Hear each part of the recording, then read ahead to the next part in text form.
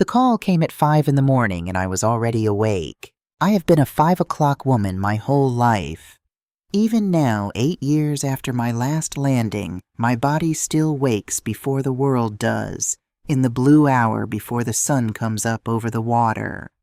So when the phone buzzed against the kitchen counter, I was standing on my patio in the gated community they sell to people my age, holding a cup of chamomile that had gone half cold, watching the Pacific decide whether to be gray or gold that day. It was Sal Romero, the nightman at the gate. Sal is 61 and worries like it's a paid position. His voice came out tight. "Captain Mercer, I'm sorry for the hour." A pause I could have driven a truck through. "There's a medical transport van at the gate, and a crew with boxes. Your granddaughter's with them. She says, ma'am, she says the court gave her conservatorship. She says she's here to move you to Sterling Oaks and pack up the house." I took a sip of the cold tea. I watched a pelican drop into the water like it had been shot. "How many of them, Sal?" "2 in the van, 4 with the boxes, and Marissa." "Open the gate," I said. "Let them in. Let them all in." I set the cup down on the railing without a sound. They're about to get a surprise. Now, before I tell you how a woman let strangers walk into her home at dawn to carry her out of it, before I tell you why I smiled, you should know the whole story, because this is not a story about a victim. If you want to know how a retired airline captain taught the most expensive lesson of someone's life without raising her voice once, stay with me. And if stories like this matter to you, subscribe because they deserve to be told all the way to the end. My name is Colleen Mercer. I am 69 years old. I started flying when very few women did. I earned my commercial license in an era when I was for years at a stretch the only woman in the cockpit, sometimes the only woman the passengers had ever seen walk up the jet bridge in 4 stripes. I had captains refuse to fly with me. I had a man tell me at 30,000 feet that he'd rather take the airplane himself than let a girl bring it in. I brought it in. I learned very young that I would have to be twice as good to be considered half as trustworthy, and so I became twice as good, and I stopped expecting to be thanked for it. The job teaches you one thing above all others, and it is this: no disaster is ever a single mistake. A crash is never one thing. It is a chain, a loose fitting, a tired man, a checklist skipped because you were running late, a warning light no one believed. Pull any one link and the whole thing holds. Investigators don't ask whose fault it was. They reconstruct the chain link by link until the accident stops looking like bad luck and starts looking like exactly what it was. I have built my life on that principle. I am the kind of woman who buys her light bulbs a case at a time, the same brand, and keeps the receipt. Who knows which screws came with the house and which she put in herself? 40 years of other people's payrolls signing my checks taught me to keep a little money of my own in a place where only I could reach it. People called it stubborn. I called it walking the airplane before I flew it. My husband Randall ran a radar scope for the FAA for 30 years. He talked airplanes down out of the weather while I flew them up into it. We were a matched set. He's been gone 7 years now. A morning like this one, except the call that time was a hospital. And we had Laurel, our daughter, our only child, bright as a landing light. She was killed by a man who ran a red light on Cahuenga when our granddaughter Marissa was 6 years old. Marissa's father had already walked out the door by then and never found his way back. So I did what you do. I was a grandmother and one little girl's whole world all at once. And I raised her in that house by the water, and I would tell you it was the hardest thing I ever did, except that it was also the only thing that saved me after Randall. Marissa is 28 now. She is not stupid. I want that on the record before any of the rest of it because of everything that was done to us. The cheapest lie would be that my girl was a fool. She wasn't. She was loved and she was lied to, and those are not the same thing. She married Gavin Wexler 3 years ago. I tried to love him. God help me, I tried because she did. He was easy to like, that was the whole trouble. Gavin had a way of walking into a room and finding the loneliest person in it and making them feel chosen. He called me Captain instead of Colleen, which flattered me more than I'll admit. He fixed the gate latch I'd been meaning to fix for a year. He was, everyone agreed, a wonderful catch. But I have spent my life reading instruments, and a person is just a slower instrument. I watched his eyes the first time he stood in my front room. They went around the walls the way a man counts exits or counts what a thing is worth. I never once saw Gavin look at my house the way you look at a home. He looked at it the way you look at a balance sheet. I remember the first dinner. Marissa brought him to the house maybe 2 months in, and she was lit up like the approach lights at midnight. I hadn't seen her glow like that in years, and I would have forgiven that man almost anything for putting that look back on my girl's face. He brought wine. He brought flowers for me, not for her, which a certain kind of man knows to do. He asked me about flying, and he listened, really listened, leaning in, asking the second question, and the third the way almost no one does. By dessert, I was telling the story about the engine that quit over the Tehachapi's back in '88, and he was the best audience I'd had in a decade. And then over coffee, he asked me what the house was worth. He did it lightly. He wrapped it in concern the market property taxes at my age, whether I'd thought about what came next. It was the most natural thing in the world, the kind of question a thoughtful young man might ask.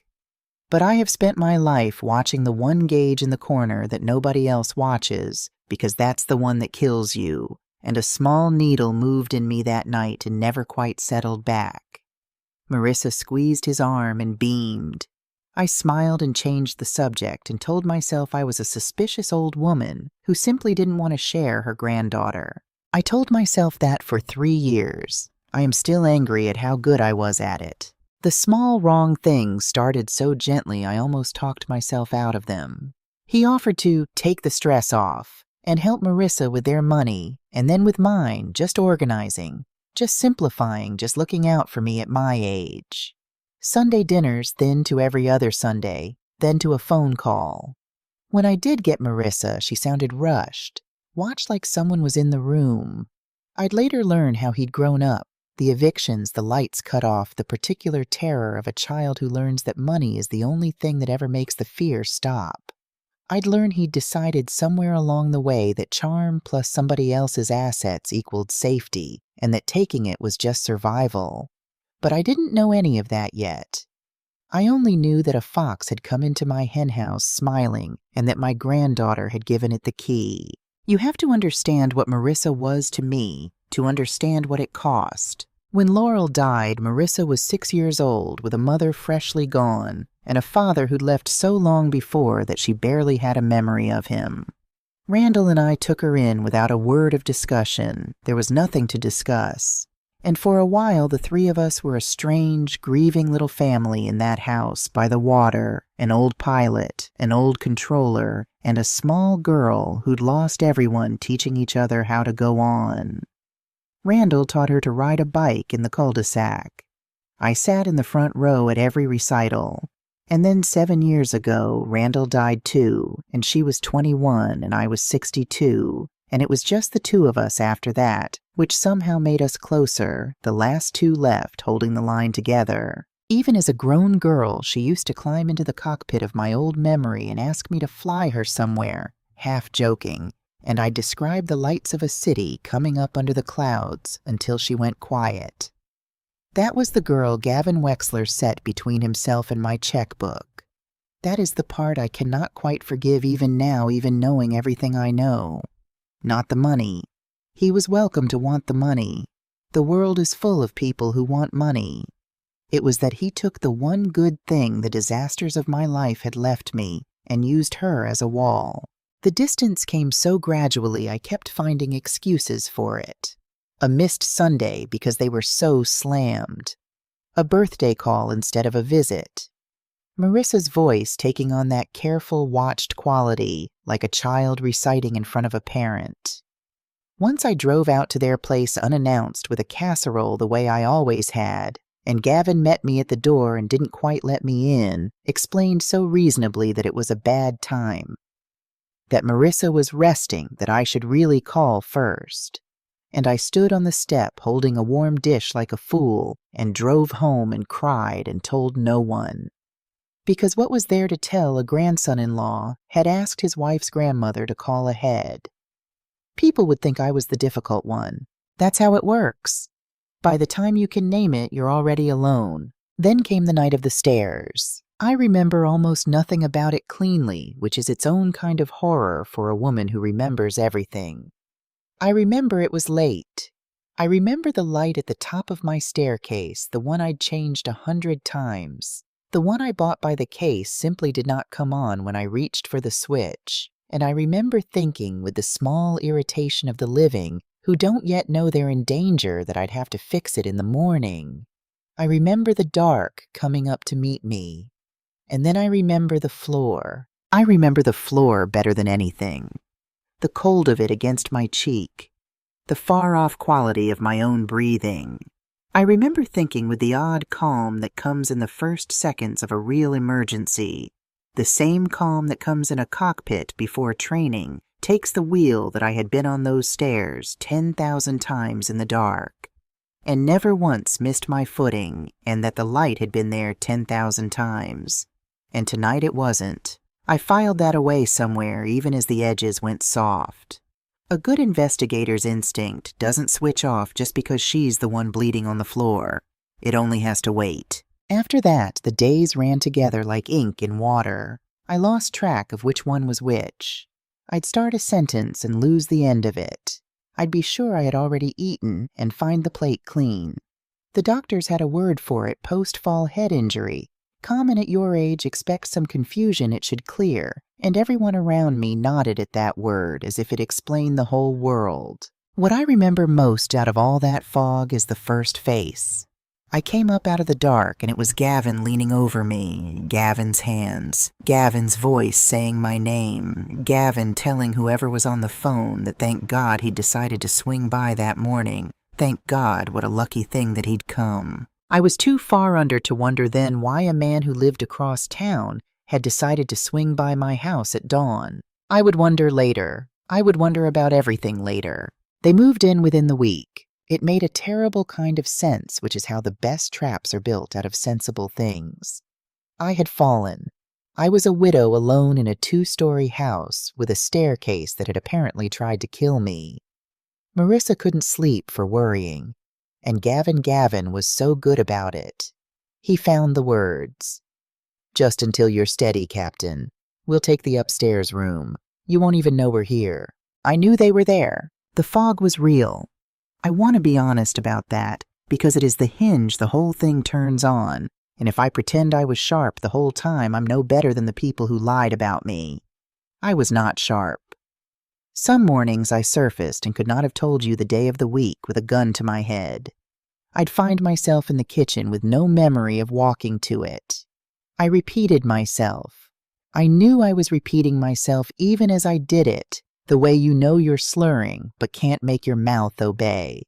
For a woman who had held 200 lives steady in bad weather, it was the most frightened I have ever been, and the fear made it worse because frightened people make mistakes, and every mistake I made was witnessed. That was the part I didn't understand yet. I was always witnessed. Gavin made himself indispensable. He took over my pills, so you don't double up, Captain, you scared us. He took over the mail and the bills. You don't need the stress. He drove me to my appointments and chose which doctor and walked in with me and answered for me when my words went sideways. He was never once unkind. That's what no one tells you about this kind of thing. There is no shouting.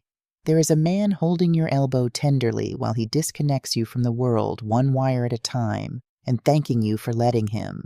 And Marissa believed him because Marissa had eyes. She watched her grandmother, the woman who taught her to read a chart for fun, who never forgot a birthday in her life, leave the burner on. She watched me call her by her mother's name. Of course she believed it. I have asked myself 1,000 times since whether I'd have believed it too in her shoes, watching someone I loved come apart with a kind, calm husband beside me, naming each crack as it appeared. I think I would have. That is the cruelty of it. He didn't make my granddaughter stupid. He made her an eyewitness to a lie, and there is no defense against your own eyes except the one thing he made sure she never got 5 quiet minutes alone with me. It came to a head on a Sunday. Gavin called it a family meeting. I came downstairs slowly holding the rail because by then I held every rail and there were people in my front room. Marissa pale on the edge of the couch. Sandra Gavin's mother, a decent and bewildered woman who had been told God knows what. And a man I didn't know in a soft gray suit with a leather folio and a warm professional terrible smile. Gavin introduced him as Dr. Glenn Tarrant, a specialist who helped families navigate this kind of transition. They sat me in the center of the room. They always sat me in the center. What followed was the most gentle execution you can imagine. Tarrant asked me the date, and I gave him a date, and it was wrong. He asked me to count backward from 100 by 7s, and the numbers came apart in my hands like wet paper. He asked kindly whether I'd been having trouble, and I said no, and across the room I watched Marissa flinch because she had a list of every time I'd had trouble, and Gavin had given it to her. "No one's saying anything bad about you, Captain," Gavin said, and his voice was so full of love it made me sick. "We're saying the opposite. You spent your whole life taking care of everyone. Let us take care of you now." Sandra was crying softly. Marissa wouldn't look at me. And Terrence slid the folio an inch across the coffee table and began to talk in that warm voice about how the responsible thing, the loving thing was to let the family handle the decisions, the house, the money while I rested. I tried to fight. I want you to know I tried. But the words wouldn't line up, and the more I struggled, the more I proved their point, and I watched it happen on their faces, the pity, the relief, the awful tenderness of people who have decided you are gone. I was being buried alive in a warm room by people who thought they were tucking me in. I don't remember much of what I signed or didn't sign that day. I remember the fog and the pity and Marissa's turned away face. And I remember somewhere underneath all of it, in a part of me, the fog never reached a single cold thought, surfacing like a light coming up out of deep water. I am being managed. I had spent 40 years in rooms full of men who decided what I was before I opened my mouth. I knew the shape of this. I knew it in my body. And the woman who had been twice as good for 40 years lay there in the center of her own front room, played the confused old lady they needed her to be. And underneath the performance, behind the fog, something very old and very hard woke all the way up and made her a promise. I would not be a victim. I just had to find out who I was fighting.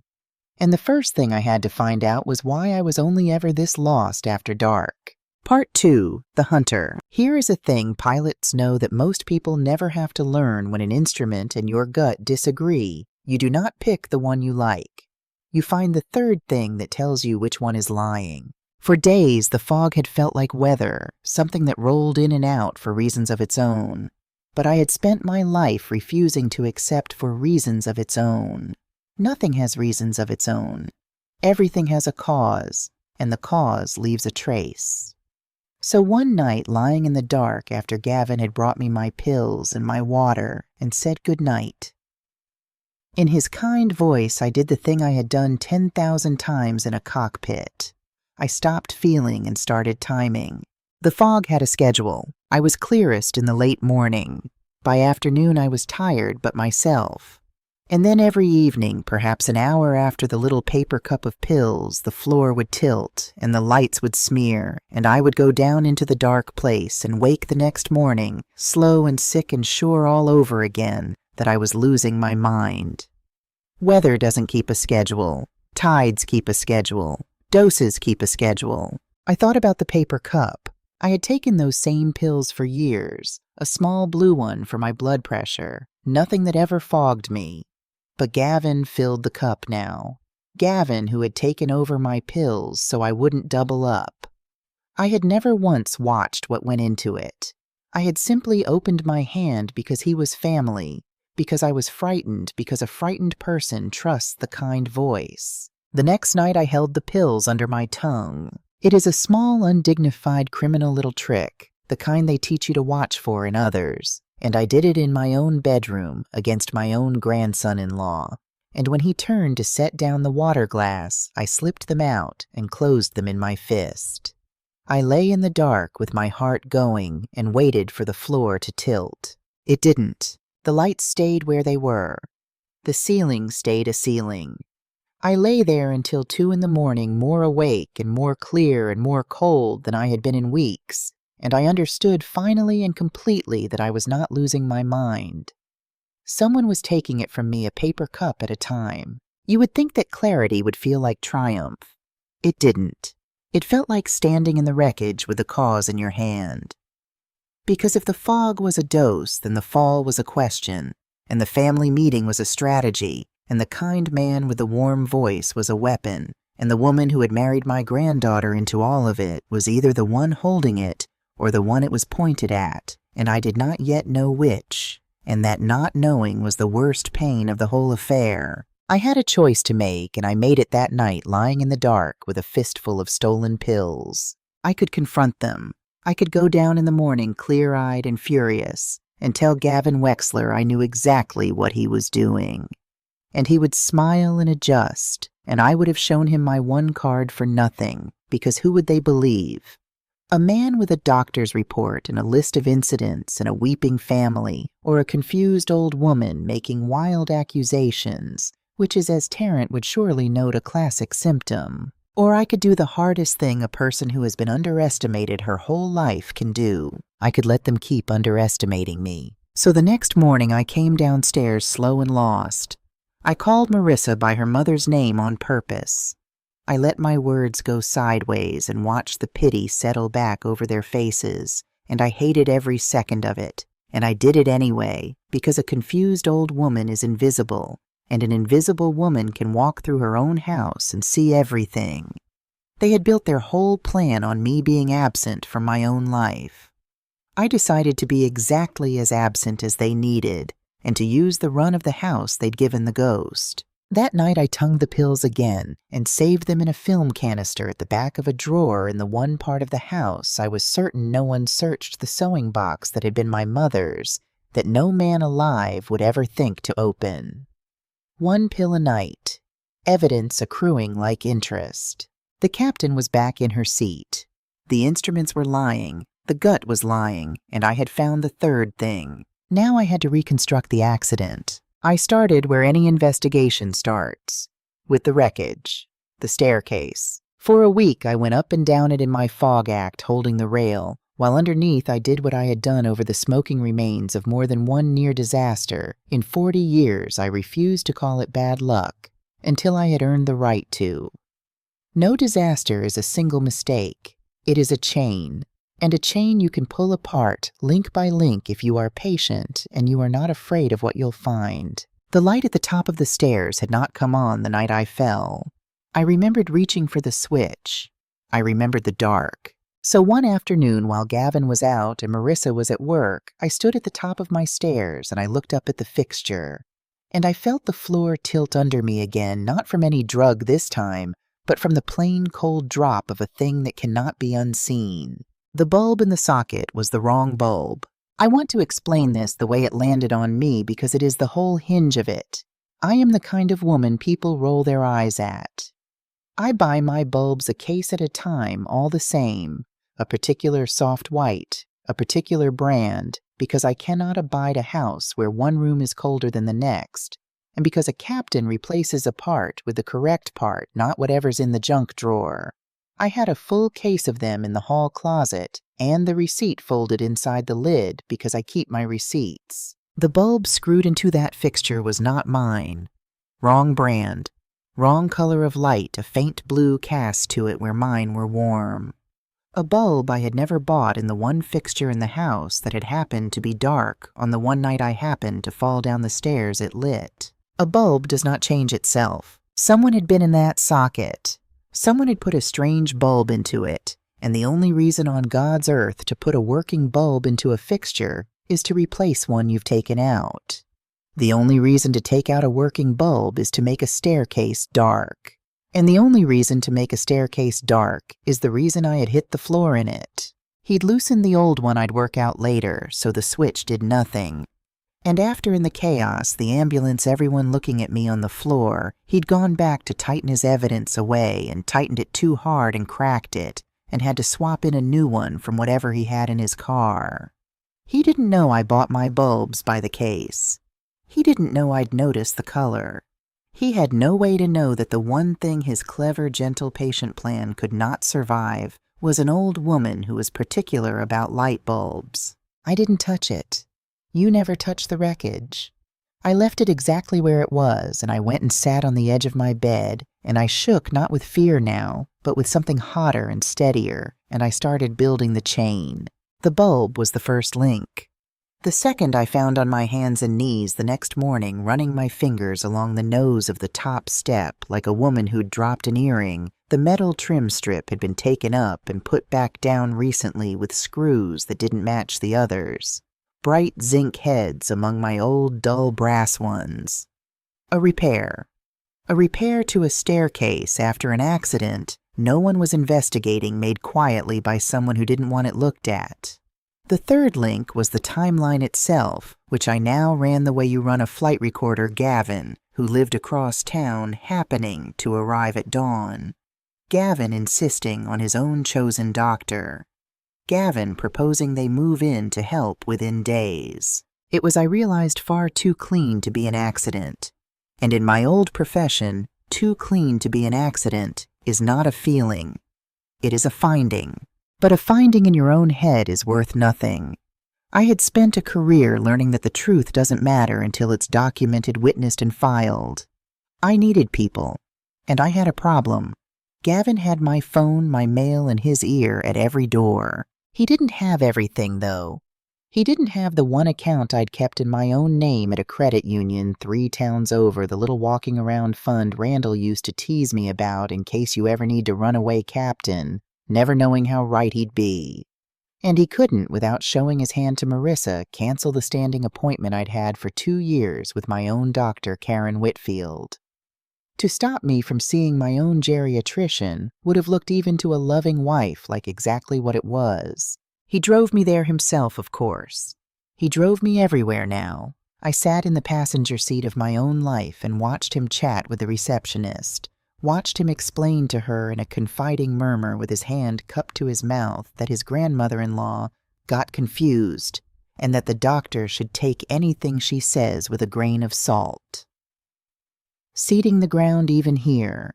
Then he settled into the waiting room with his phone and a coffee, comfortable as a man who'd already won, and he let me go back alone because walking back with me would have looked controlling, and Gavin was never ever caught looking controlling. That was his one mistake of the day, and it was the only one I needed. The 15 feet of hallway between the waiting room and the exam room was the first stretch of the world I'd had entirely to myself in a month. So I kept the appointment, and at the appointment I did the only reckless thing in my whole careful campaign. While Gavin sat in the waiting room, I told Karen Whitfield the truth. I have never watched a person's face change the way hers did. She was, to her enormous credit, a scientist before she was a sympathizer. She did not pat my hand and tell me I was confused. She ran the full battery right then, every cognitive test she had, and I, for the first and only time in weeks, let myself be completely, ferociously sharp. She wrote it down, oriented to time, place, and person, memory intact, judgment intact, no sign of impairment of any kind, a sworn, dated, documented shield. And then she did the thing that broke the case open. She looked at me a long moment, and she said quietly, "Colleen, if what you're telling me is true, I want blood and urine. Now. Today." Because a sedative leaves the body slowly, and I had only just started skipping doses, and there was still enough in me to find. She drew it herself. She put my hidden canister of saved pills into an evidence bag with her own gloved hands. And she gave me 2 names written on the back of a prescription pad. A lawyer named Carmen Vega, who did nothing but elder financial abuse, and an investigator named Ray Delgado, who'd spent 15 years at Adult Protective Services before he went private and learned to do all of it by the book. I paid them from the runaway account. Randall, you old softy. You were right after all. I met Ray Delgado the first time in the back booth of a pancake house off the interstate, because a woman under a conservatorship she doesn't yet know is coming cannot exactly take meetings in her own living room. He was a big, quiet man in his 50s with the patience of someone who'd spent 15 years sitting across kitchen tables from people robbed by their own children. He didn't waste my time with sympathy. He asked questions like a man filling out a flight plan, methodical, unhurried writing everything down. "Tell me about the money," he said. "Not the house. The money he can move. Accounts cards, who has access, who's a signer." I told him what I knew, which by then was less than it should have been. Ray nodded and made his notes and said, "Here's how I work, and I want you to hear it because some people don't like it. I don't do anything you'd be ashamed to read out loud in a courtroom. No tricks, no recordings. I shouldn't have no reaching into anybody's phone. I pull what's public. I follow the money where the money lets me follow it legally, and when it goes somewhere I can't follow, I get a lawyer to ask a judge. It's slower. It's the only kind that holds." "Good," I said. "I've spent my whole life on the regulations. I'm not going to lose this on a shortcut." He almost smiled. "Captain Mercer, I think you and I are going to get along." It took him 2 weeks to come back, and when he did, he had the beginnings of a shape.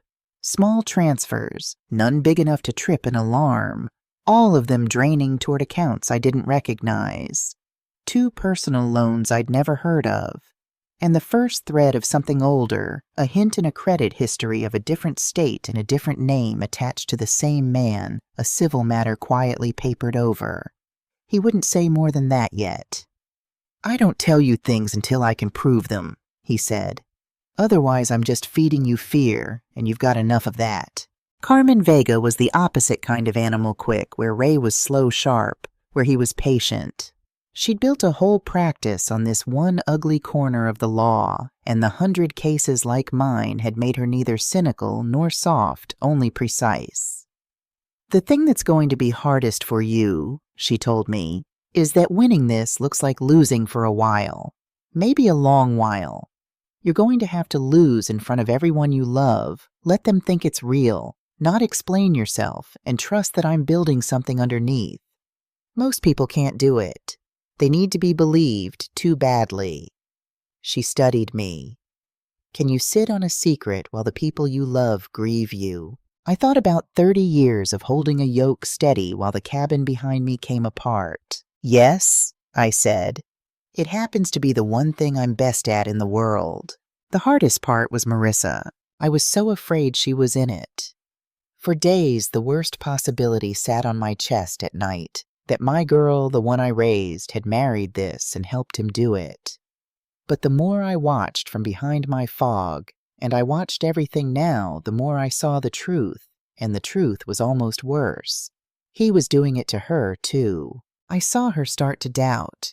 I'd have a clear afternoon I couldn't fully hide, and I'd catch her watching me with a small, confused hope. And that night I'd hear them through the floor, her voice going up uncertain. "She seemed fine today, Gavin. She knew everything."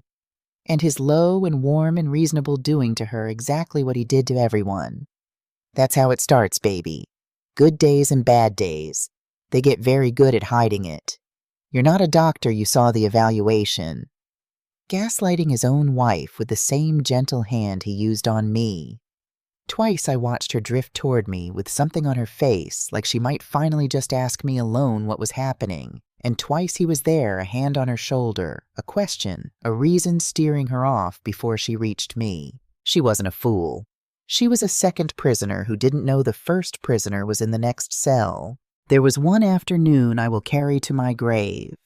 Gavin had gone out a rare thing, and for 20 minutes it was just the 2 of us in the kitchen, the way it had been 10,000 afternoons of her childhood. She made tea and set a cup in front of me, and then sat down across from me and looked at me very carefully, and I watched her gather herself to ask. "Grandma," she said, quiet, almost afraid of the question, "do you feel like yourself? Some days you seem like you. And I don't understand it, and Gavin says," her eyes filled.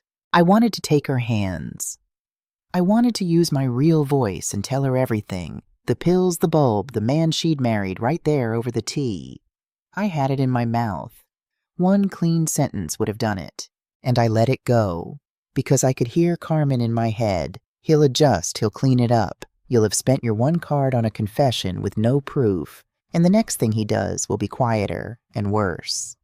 And because I looked at my granddaughter's open, breaking, hoping face, and knew that if I told her now, frightened, half believing his voice still in her ear, I might lose her to his version anyway, and lose the case besides. She deserved to know. But more than she deserved to know, she deserved to be safe, and the only way to make her safe was to let her keep hurting a little longer. So I let my eyes drift. I let the sentence fall apart in my mouth on purpose. "Who's coming for dinner?" I asked, vague and pleasant, and watched the hope go out of her face. And it was the cruelest thing I did in the whole affair, crueler than anything I did to Gavin, and I did it to the person I love most in the world, to save her. The kettle clicked off. She wiped her eyes before he got home, and I memorized the look on her face so that on the days I was tempted to feel sorry for myself, I would remember exactly who I was doing this for. And the clock was running because he knew it too. He could feel his window closing. So he moved.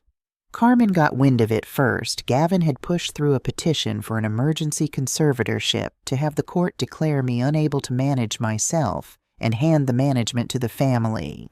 And here was the elegant, vicious heart of it, the thing that kept Marissa at the center and Gavin in the shadows.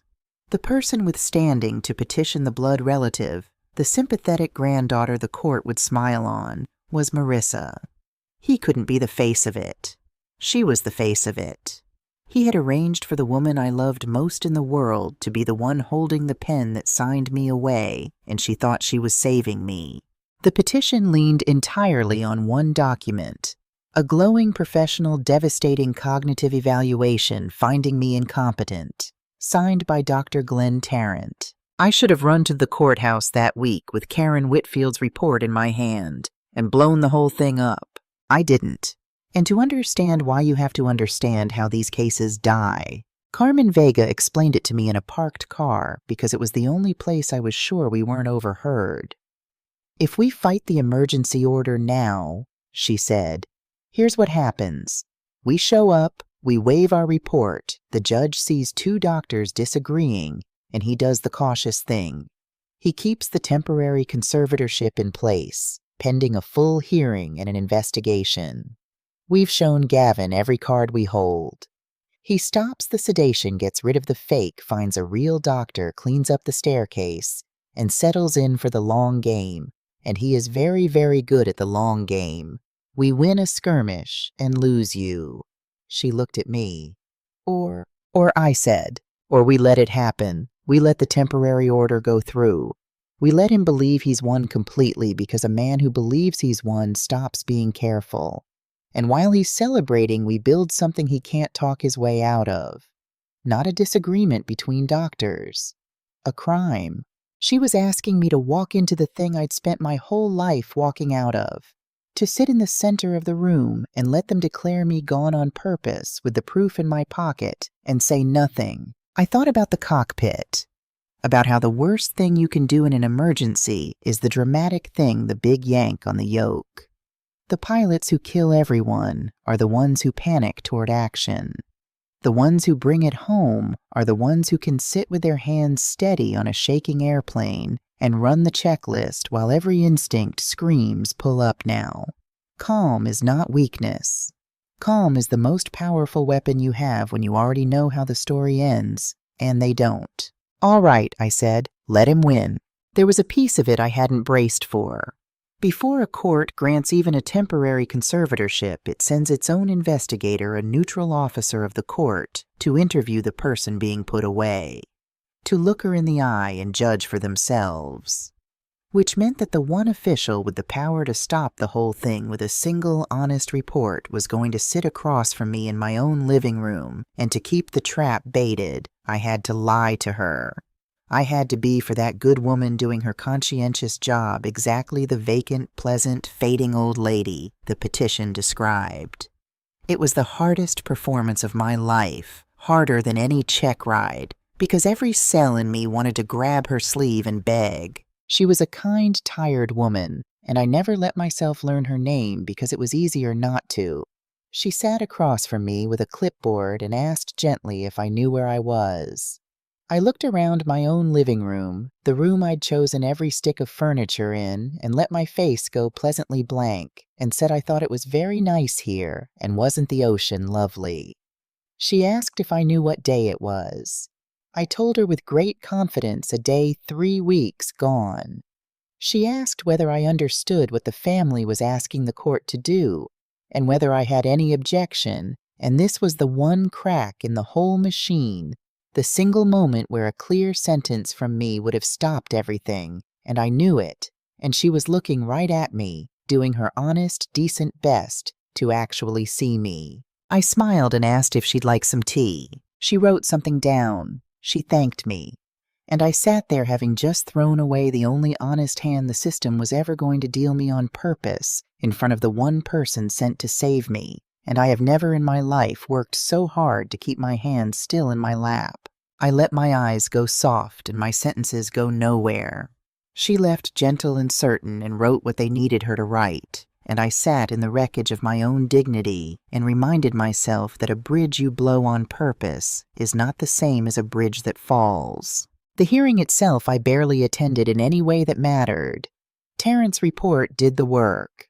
I sat in my borrowed back fog while a judge who meant well looked at a fraud signature and reasonably kindly signed temporary conservatorship of my person and my estate over to my granddaughter with my granddaughter's husband standing just behind her shoulder where he always stood. It nearly came apart at the end.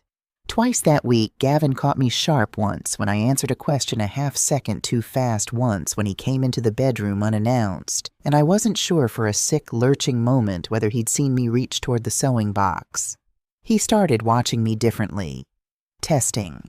He'd say something false to see if I'd correct it, leave a clear day's bait to see if I'd take it. One night he brought my tea up himself, not the pills, the tea a thing he never did, and sat on the edge of my bed and talked to me warm and easy about nothing in particular. And in the middle of it he said lightly, "Your friend Brenda called today, wanted to know how you were doing." I had no friend named Brenda. I had never in my life known a Brenda.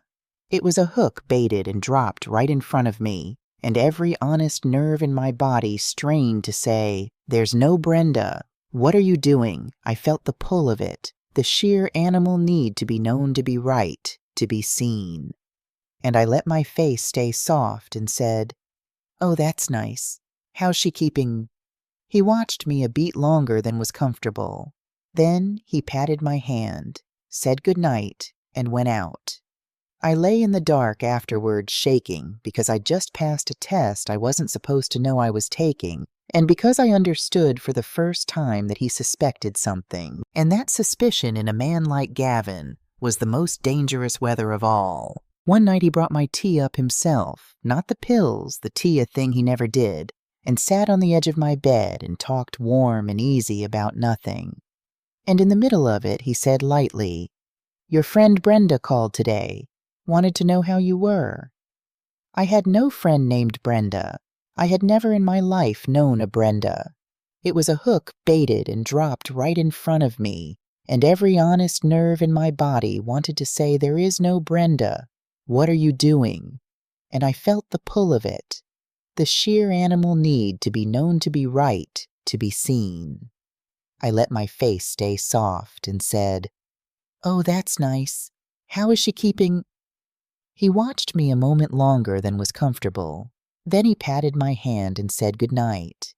And I lay in the dark afterward shaking because I had just passed a test I wasn't supposed to know I was taking, and because I understood for the first time that he suspected, and that suspicion in a man like Gavin was the most dangerous weather of all. The fog act became a knife edge too sharp, and he'd know too dull, and I'd lose what little freedom the ghost still had. We moved around that house like two people who each thought they were the only one holding a secret, and only one of us was right. And then his confidence finally complete his win, finally official, he made the move I had been waiting for since the night I first held the pills under my tongue. He set a date. I heard him on the phone, not bothering to lower his voice anymore, because why would you lower your voice in front of furniture? Arranging a medical transport van. Booking a bed at a memory care facility called Sterling Oaks, a locked one, the kind you do not walk out of. Lining up a crew to start boxing up the house the same morning, because once I was placed, the estate was his to manage. And management for Gavin Wexler had only ever meant one thing. The date he set was for a Friday. He told them all to come at 5 in the morning to make it easy on me to move the confused old woman before she had the wits to be frightened. 5 in the morning is when I am most awake. Part 3, the reveal. So now you know why I was already on the patio when Sal called. Why the tea was poured. Why, when a kind, frightened man told me my granddaughter was at the gate with a van and a crew and a court order to carry me out of my own life, I took a sip and told him to let them all in. It wasn't surrender. It was the bottom of the checklist. It was the moment the captain had been flying toward in the dark for 6 weeks, hands steady while everyone aboard was sure she'd lost the airplane. Because here is what Gavin Wexler never understood about the conservatorship he was so proud of. He thought it was a trophy. It was a confession. Every piece of it, the petition, the hearing, the order itself, rested entirely on one foundation, the evaluation signed by Dr. Glenn Tarrant. And in the weeks I'd spent playing the ghost, letting him celebrate Ray Delgado had been quietly pulling Dr. Glenn Tarrant apart. There was no Dr. Glenn Tarrant, not a licensed one. The man in the soft gray suit had held a real credential once in another state and had lost it, surrendered it ahead of a fraud finding involving an elderly client and a falsified report, which is a thing public records will tell you if you know how to ask, and Ray knew how to ask. Every signature he'd put on my evaluation wasn't just wrong, it was forgery. It was practicing without a license. It was a sworn document submitted to a court that was false on its face, which made everyone who knowingly built on it part of a fraud on the court. And while I sat in my fog, Carmen Vega had assembled the rest into something with edges. Karen Whitfield's competency report, sworn and dated. The toxicology, the lab had found a sedative in my blood that no doctor had ever prescribed me at a level no honest pharmacy could explain. And the canister of pills I'd hidden in my mother's sewing box matched it, and the pharmacy's own count of my prescriptions didn't. The light bulb, the mismatched screws on the stair nosing, the timeline. Tarrant exposed. It was no longer a sad disagreement about a fading old woman. It was an accident chain reconstructed all the way back to its first link, and the first link had a hand on it, and the hand had a name. Carmen had taken it to a judge 2 days before that Friday. Not the same kind of hearing Gavin had won, but an emergency ex parte petition, the fast lane, the courts keep for exactly this, to suspend a conservatorship obtained by fraud. She'd coordinated with the police and with the district attorney's office. By the time Gavin's van rolled up to my gate at 5 in the morning, there was already a signed order somewhere in Carmen Vega's bag voiding the very authority he thought he was there to use. He just didn't know it yet, and neither did Marissa. I heard them come in. The clatter of a crew that doesn't care about the house. The squeak of a gurney's wheels on my hardwood. And then Marissa's voice in my front room, and it stopped my heart because she was crying. She came out to find me on the patio, and she was a wreck, eyes swollen, hands shaking the way you look when you've been up all night doing the hardest thing love has ever asked of you. Because that is what she thought she was doing. She knelt down by my chair the way she used to when she was small, and she took my hand, and through the tears she said, "Grandma, I'm so sorry. I'm so sorry. It's the best place, I promise. I looked at all of them. They'll take such good care of you." And she couldn't finish. She wasn't there to rob me. She was there to save me. She had been told her grandmother was disappearing, and she had believed her own eyes. And she had decided that the loving thing, the responsible thing, the thing that was tearing her apart, was to let go. She came to carry me out of my home at dawn because she thought it was mercy. That was the moment I almost broke the whole plan. Almost gathered her up and told her everything right there. But I didn't, because she deserved more than my word. She deserved to see it. So I put my hand against my granddaughter's wet face the way I had 1,000 times, and I said the only true thing I'd let myself say to her in weeks. "It's all right, sweetheart. Let them come in. I want you to stay right here next to me. There are some people on their way who need you to see something." She blinked at me at the clearness in my voice, maybe a clearness she hadn't heard in so long. It frightened her, and before she could ask, the gate buzzer rang again. They came in one after another, and I watched the morning come apart in Gavin Wexler's face. Carmen Vega first in a charcoal suit with a leather bag and the particular calm of a person holding a signed order. Ray Delgado behind her with a banker's box. Then Karen Whitfield, my doctor, who had insisted on coming herself. And behind them, 2 uniformed police officers and a woman who introduced herself as an investigator with the district attorney's office. Gavin stood in the middle of my front room with a clipboard in his hand and the blood going out of his face. He recovered fast. I'll give him that. He was a professional. "I think there's been a mistake," he said, smooth as ever. "We have a court order. My wife is the conservator. This move is authorized." "It was," Carmen said. She didn't raise her voice. She never raised her voice the whole time. She simply opened her bag and laid a document on my coffee table, the same coffee table they'd sat me in front of for the family meeting, and said, "Mr. Wexler, this is an order signed Wednesday suspending the temporary conservatorship of Colleen Mercer. It was obtained through fraud and the court has been made aware. The transport is canceled. No one is moving Mrs. Mercer anywhere today or any day."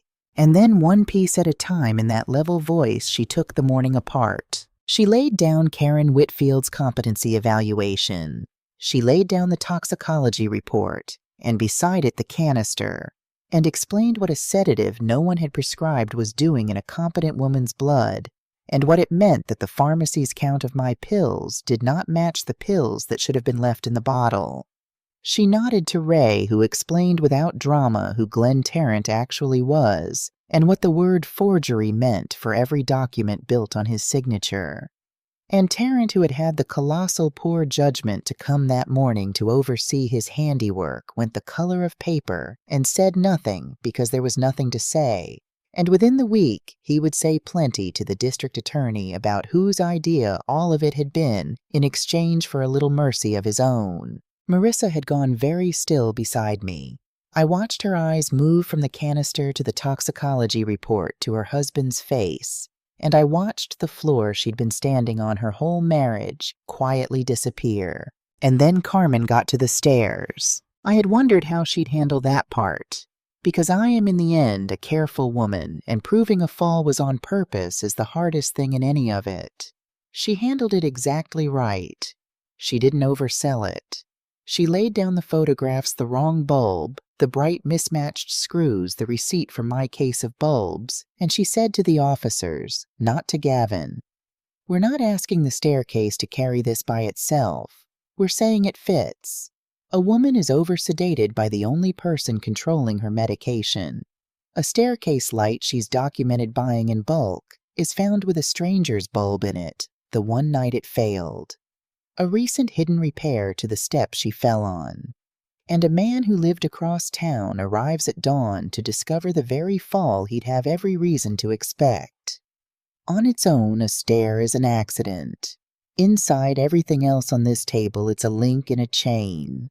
The district attorney's office can decide what to do with the chain." The DA's investigator looked at Gavin for a long moment and said, "We've decided." The officers arrested him in my living room. Elder financial abuse, forgery and perjury for the documents sworn to the court, fraud, and pending the rest, pending the lab and the chain, and Terrence's loosening tongue the matter of what had put me on the floor at the bottom of my own stairs. They read him his rights with his clipboard still in his hand, and in the middle of it he made the one mistake left to make. He looked for a single second not at me, at Marissa. The way you look at a tool that's failed in your hand. She saw it. I watched my granddaughter see the man she'd married look at her like a thing, It was Ray Delgado who put the last two pieces on the table, and they were not for me. They were for her. The first was a folder. Inside it was a woman named Patricia Hale, a widow in another state older than me who 5 years ago had met a charming younger man who was so good about taking the stress off, who helped with her money, who drained 2 accounts and a home equity line before her son got suspicious. There had been a civil suit, a restraining order, a quiet settlement that sealed the records and sent the charming young man on his way with no criminal stain and a little cash to start over again somewhere new. Which is exactly why Marissa, 3 years and 2,000 miles later, falling for the same warm voice, had found nothing when she'd had no reason to look. He had done this before. It was not a crime of desperation. It was a profession. The only thing new about my case was the staircase, because Patricia Hale had let him walk in the front door, and I had not. And a man who can't get close enough to bleed you slowly will, it turns out, find a faster way down. The second piece was the one that took Marissa's knees out from under her. Ray had the financials, the ones that came out under a search warrant once it was a criminal matter, all of it gathered the long, clean, unglamorous way that holds up in a courtroom. There were loans she had never heard of in her name. Her savings, the account she thought was their future, emptied in increments small enough not to notice. And there were Gavin's own records, his own messages to an associate Ray had already turned, laying out the plan in his own flat. Words: the grandmother's the asset, get the conservatorship through the wife, place her, liquidate. And then a line about Marissa herself, about what came after, about how little of it would include her that I will not repeat to you, because some cruelties shouldn't be carried twice. Except to say it made unmistakably plain that the moment the money was his, she was finished. She had never been his partner in it. She had been his key. He had married my granddaughter for the lock she could open, and he had every intention of throwing the key away the instant the door swung wide. Marissa didn't cry out. That's the part I remember.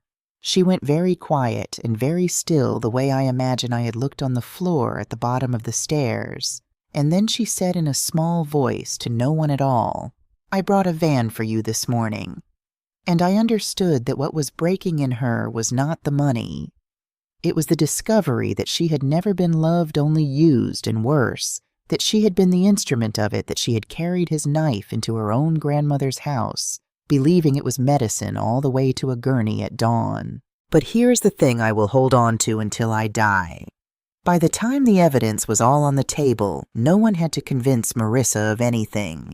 Before the officers had finished, before anyone asked her to choose, she let go of his name and crossed the room and got down on the floor beside my chair and put her face against my knee, like a child, and chose me.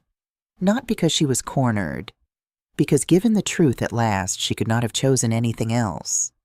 They had spent 6 weeks making sure she never got 5 minutes alone with the truth. The truth only needed one. The officers took Gavin out through the front door he'd once fixed the latch on, past the crew who'd come to box up my life, and now stood around not knowing where to put their hands, past the gurney they'd brought for me folded up and useless against the wall. One of the movers, a young man embarrassed, stopped on his way out and said, "Ma'am, we didn't know. He told us it was a routine placement.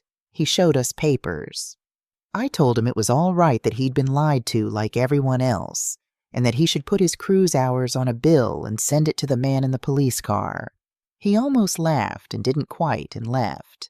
And then it was quiet, and it was my house again, and the morning light was coming up gold over the water through my own windows, and my granddaughter was on the floor with her head against my knee. For a long while I just put my hand in her hair and said nothing, because there was nothing yet that words could do. The hardest part was over. The longest part was about to begin. The weeks after were not a triumph. I want to be honest about that, the way I've tried to be honest about all of it. There is no scene where the heroine laughs in the ruins. There is just the long, plain work of after. Sandra Wexler came to see me once alone, Gavin's mother. She sat in my front room, and she could barely speak, and what she finally said was, I don't know how to be the mother of this. I told her the truth, which was that she hadn't done it a grown man had, and that she was allowed to grieve a son who'd turned into a stranger without owing anyone an apology for it. She doesn't call often. I don't expect her to. Some doors close gently and stay closed, and that isn't cruelty. It's just weather. Gavin will stand trial. The financial crimes and the forgery are airtight. Those are the ones built on paper, and paper doesn't flinch. The staircase will be argued. It may stick and it may not. The chain is strong, but a chain is not a confession, and I have made my peace with the limits of what can be proven about a thing done in the dark. Whatever he gets, it will be real, and it will be more than the nothing that Patricia Hale's sealed settlement ever gave him, and that will have to be enough, because justice is not the same as revenge. And I had decided somewhere on that patio with my cold tea to be in the justice business and not the other one. There was no dramatic divorce, no document where he signs the world away at my feet. That's a fantasy, and I have had my fill of fantasies. Marissa filed the ordinary way in the ordinary courts. And she is doing the genuinely hard, genuinely unglamorous thing of cleaning up debts that were forged in her name, because some of them in the eyes of the law are now hers to untangle, and the untangling is teaching her things about her own strength that no easy ending ever could. People ask me if I've forgiven her. I have. But forgiveness, I've learned, is not the same as pretending nothing happened, and I would do her no kindness by confusing the two. I told her the truth the way Karen Whitfield had told me mine plainly with love and without softening it into a lie. I told her I would not cut her off, that she is my girl, that cutting her off would be cutting off my own arm, but that the road back to what we were is long, and it is not paved with apologies. It's paved with actions. Therapy so she understands how a kind voice got that far inside her, and so she can hear the next one coming. Standing on her own 2 feet in her own place, making her own decisions until she trusts them again. Paying down what's hers to pay. And time. As much of it as it takes. She didn't argue. She nodded at each one like a student taking notes on the most important lesson of her life, which is what it was. Forgiveness is grace, I told her. It's a gift and I'm giving it. But grace isn't the same as erasing the debt. You don't get the old trust back because you're sorry. You build a new trust because you've changed, and I'll be right here while you do. She comes for dinner now on Fridays. Simple food, honest talk. We are not what we were. We are something newer and more careful, and some days I think it may end up stronger than the old thing, the way a bone sometimes knits back thicker at the break. Last Friday she came early and we made her mother's lemon chicken, the recipe Laurel used to make that Marissa hadn't been able to face cooking in years. She cried a little over the zest standing at my counter, and I let her, because some crying is the good kind. We ate on the patio. She told me she'd had a hard session that week, that her therapist had asked her why it had been so easy for a stranger to convince her she couldn't trust her own eyes, and that the answer had something to do with a little girl who learned far too young that the people you love can be taken without warning, and so clings to whoever swears they'll stay. I didn't say anything to that. I just reached across the table and held the hand of this granddaughter I raised, who is learning at 28, the thing it took me 69 years and a fall down my own stairs to fully understand, that love and being lied to are not the same thing, and that you are allowed to tell the difference, and that telling the difference is not betrayal. It's just keeping your eyes open. It's just walking the airplane before you fly it. It's been a while now. Long enough that the house is mine again, in every way that counts. The locks changed, the staircase fixed properly by a man I hired and watched, with the correct bulb in the fixture, warm and bright, a full case of spares in the closet, and the receipt folded in the lid where it belongs.